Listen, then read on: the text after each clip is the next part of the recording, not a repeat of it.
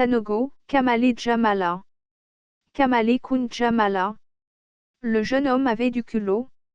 C'était l'expression utilisée par le capitaine Amadou Aya Sanogo, homme fort la junte de 2012, pour désigner l'ancien Premier ministre de plein pouvoir, Cheikh Modibo Diarra, qui l'avait contraint à la démission quelques heures plus tôt, dans cette nuit du 11 décembre 2012.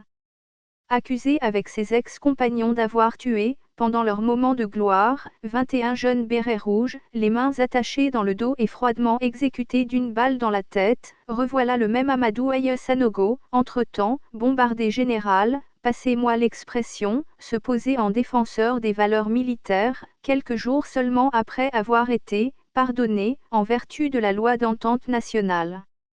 Ils auraient voulu que je ne sois pas là, lance l'ancien détenu, au meeting organisé en son honneur à Ségou, ce samedi 27 mars 2021.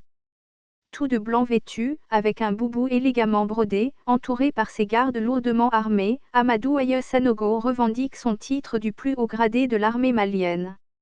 Je suis un général 4 étoiles, fils du Mali sans reproche, je fais ce que je veux.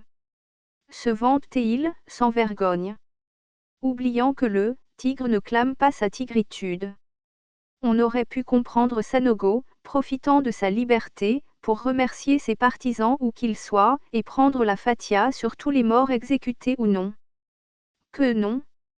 Au contraire, dans un discours éminemment politique, le général se pose en défenseur de l'armée contre les hommes politiques, les agriculteurs, les éleveurs, qui ne pourront rien faire sans l'armée.